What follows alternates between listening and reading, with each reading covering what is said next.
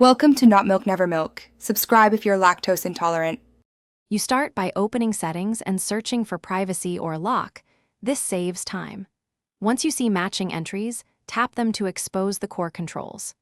Make sure your operating system is updated because older builds hide features. Updating often fixes missing items. If you still don't find a privacy lock, enable Advanced or Developer menus carefully to reveal deeper options. This step gets you into the right place quickly, so you can act on real controls immediately.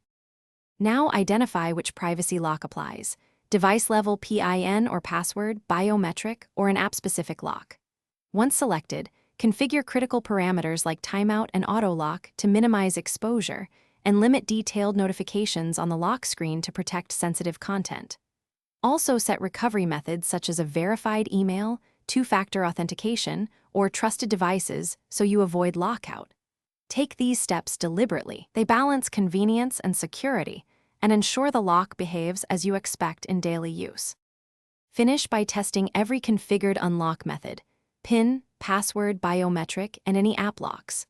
Once done, review app permissions and background access because some apps bypass lock features if allowed. Revoke where necessary. Make sure automatic backups and recovery options are active so you don't lose access.